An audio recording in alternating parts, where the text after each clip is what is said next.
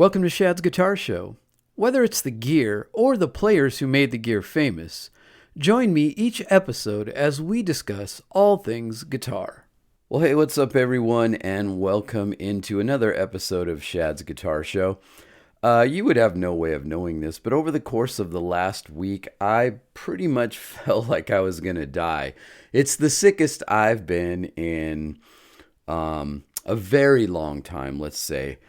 From last Monday-ish up until basically Saturday, I was in bad shape. Super high fever, coughing, chills, all the bad stuff that you don't want is what I was dealing with. But thanks to the, wonders of modern medicine and antibiotics, I am now back almost to my normal self. I don't know if I'm ever normal, but in terms of health-wise, I think I'm pretty close. Probably 85% as I'm recording this.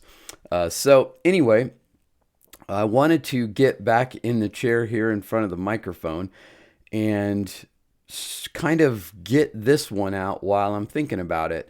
And this sort of came as a result of a conversation with my buddy Chris about the band Rush. And I don't want to get too much into the beginning of the thing here, other than to say we're going to talk about Alex Lifeson. And, I don't even want to say it, you guys, but he is one of my favorite guitar players. I love him for so many reasons. And this episode will outline a lot of those for you. So without further ado, let's dive into this episode. And I have entitled this one, Why Alex Lifeson Rules in 10 Songs. I'm not sure how old you are, where you are in the world, or what kind of music you gravitate towards. But I do know one thing. You get psyched when you hear the drum intro to Tom Sawyer, arguably Rush's biggest hit of all time. A rite of passage for any student of the drums, to be sure. And as a guitarist, how about when you hear the opening riff to Limelight? Or the prog epic that is La Villa Strangiato with Something for All of Us? My point is that Rush is an amazing band whose music has spanned 50 plus years, a diverse range of styles throughout the ever-changing landscape of popular music, and has a fan base that ranges from pre-teens to senior citizens. Tackling an episode on Rush as a band would be a daunting task, and take literally days. But since I'm a guitar player, I'm going to narrow my focus to the one and only Alex Lifeson, the charismatic, melodic, inventive, creative guitarist for the band. As if you didn't already know that. But if you don't know his name, don't feel bad. Alex isn't necessarily a household name in the way a Jimmy Page, Hendrix, John Mayer, or Eric Clapton is. Hopefully, this episode will encourage you to want to check out the band. There are many albums in their catalog that all offer guitar gems just waiting to be mined. So let's dive into it. I'm going to give you a starting point right here by offering 10 songs as evidence of why Alex Lifeson rules. Okay, so we'll start from the early days and work our way up to the most recent. Number 1 on our list is a great starting point. Elements of Sabbath abound here. Hints of the prog greatness that would unveil itself in due time. But this one is a pretty straightforward, sludgy rocker with a straight backbeat from John Rutsey, the original Rush drummer. John left the band with health issues and over creative differences. He wanted to play more straight-ahead rockers like the track we're talking about now, which is called Working Man. Geddy and Alex were already leaning into the prog side, and all this led to the legendary Neil Peart joining the band. The rest, as they say, is history. But back to this track. Heavy riff, killer extended solos throughout, tempo changes, 7 minutes and 10 seconds of guitar rock. The guitar you're hearing is a 1969 Tobacco Sunburst ES335 into a cranked 50-watt Marshall head and cabinet loaded with 70s Celestion greenbacks. At this point, Alex wasn't really using any effects, so it was just straight up rock tone. Number 2, Fly By Night. Off the album by the same name, this song opens with a chimey and jangly D chord, which evolves into a riff as it arpeggiates its way from D to C and then moves the bass notes around to imply other chords. Just listen to it and you'll hear what I'm struggling to convey. Where working man solos were more blues-based and standard rock in nature, the Fly-By-Night solo takes a more melodic approach, as Alex begins to explore his influences to a greater degree. He's also experimenting with some effects here. He's got the aforementioned 335, but he's now added a Les Paul, and in addition to the Marshall, he's added a blackface super reverb for clean parts. For pedals, we now see a Crybaby Wah, a Maestro Echoplex, a Maestro Phase Shifter PS1, and a Morley volume pedal. Okay, before we proceed any further, I should note that we will be skipping some albums, as I'm really focusing here on the most anthemic and legendary songs. Some albums you're going to find, if you're so bold as to explore the entire catalog, will take you outside the bounds of conventional rock, as Rush explored both their extreme prog side as well as their dive into the electronic side of things in the late 70s through much of the 80s. There's no lack of cool material to be mined there, but the 10 we're discussing are accessible and just plain killer songs. For you Rush devotees out there listening, you'll likely be saying, he's just picking the hits. And that's true, I suppose. But it's all in an effort to prove my point about Alex and hopefully make some new Rush converts. So just go with it. Alright, back to the list. Number 3, a totally hypnotic and heavy riff opens number 3. The song is called A Passage to Bangkok, off the 2112 album. Halfway through the verse, Alex doubles this killer riff with a very catchy harmony riff that complements the main riff perfectly.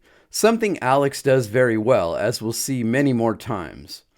The solo hits as the song enters a kind of bridge section and leans back into the blues-based rock lick land, but it's super appropriate here, and the lead tone is muscular and cutting, and on the edge of feedback throughout. Here we find him employing the 335 and Les Paul extensively into the Marshall and Fender combo. For pedals, we again see a Crybaby Wah, Maestro Echoplex, Maestro Phase Shifter PS1, and a Morley volume pedal. Number 4, Closer to the Heart, from the Farewell to Kings album. The track opens with a beautifully arpeggiated line played on a Gibson's 12-string acoustic. The gentle ballad quickly gives way to a rocker, though, and we hear some high, slashing chords played on his new Gibson ES355 in Alpine White. This will be the guitar he'll make extreme use of for many years, and it's the guitar many associate with him most closely.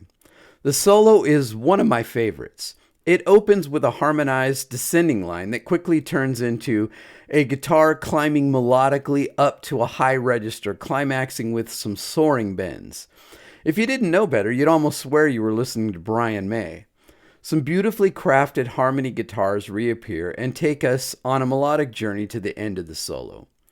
Likely most of the guitar work was done with the ES355, but he also added a black Strat to the arsenal on this album, as well as a 100-watt Marshall Super Lead head and a Roland JC120 amp for chorus effects. Number 5 is from the Hemispheres album, and it's called La Villa Strangiato, a 9-minute and 34-second thrill ride instrumental that showcases the band in all their technical glory.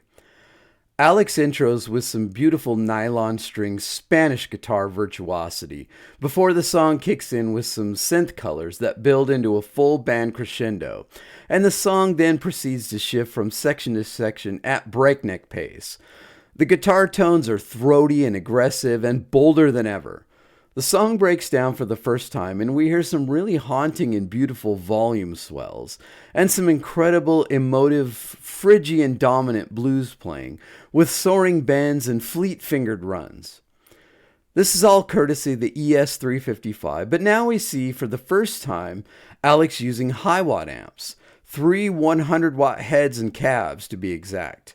We also hear a Boss CE1 chorus ensemble, RE301 Space Echo, and an Electro-Harmonix Electric Mistress, and a Leslie rotating speaker. Number 6, The Spirit of Radio from Permanent Waves. The song opens with a killer pull-off hammer-on riff that may not sound terribly difficult at first listen, but I encourage you to try it before you decide. The The song shifts deftly between sections with beautiful layered guitars of massive power chords and beautifully arpeggiated edge of breakup, double-tracked cleanish parts.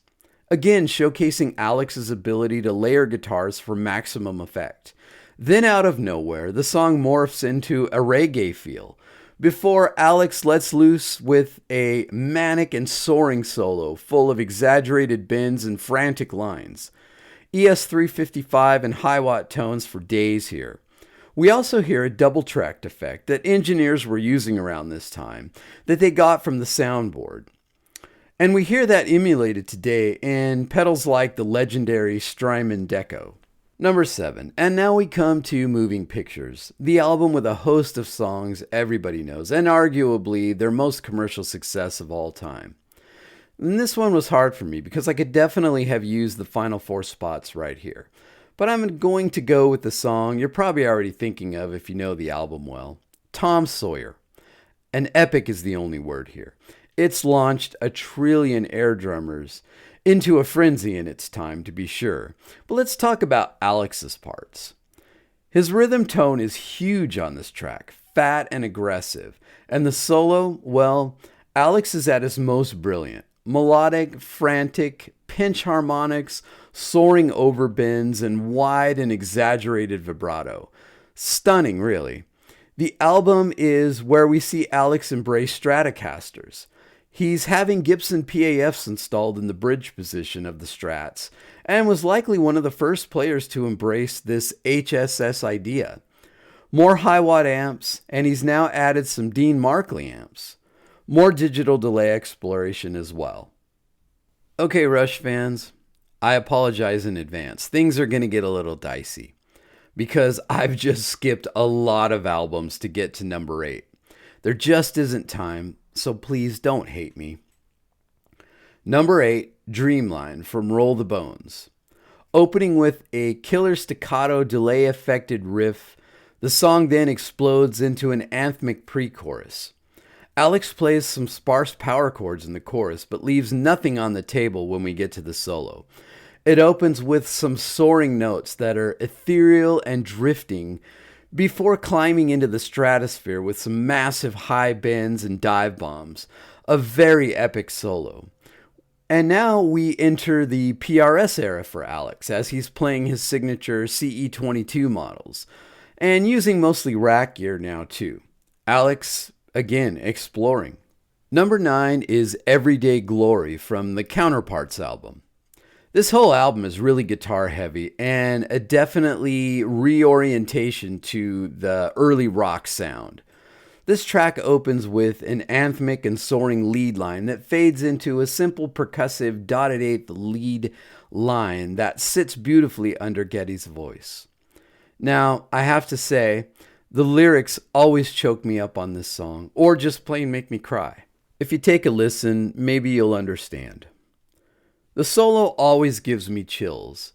Not flashy or technical. It's soaring and hopeful and powerful, and it beats back the sorrow of the lyrics, injecting hope. And that's really the only way I can describe it. You gotta go check it out. Alright, so number 10 is finally upon us, and it comes from the Snakes and Arrows album. And the song is called The Way the Wind Blows. I love the lyrics to this song. It's just an amazing song. This whole album is so good. But this track in particular opens with some tribal style drumming and then launches into an almost straight ahead blues with Alex playing some very convincing blues solos until we fade into a more hypnotic rocking riff. The chorus breaks down into Alex playing some beautiful acoustic chords on a 12-string that gives way to a heavy arpeggiated guitar on the back half of the chorus. The solo treats us to more straight-up blues, ending with some interesting backwards, Eastern-themed ideas to end the solo. A masterclass, most definitely.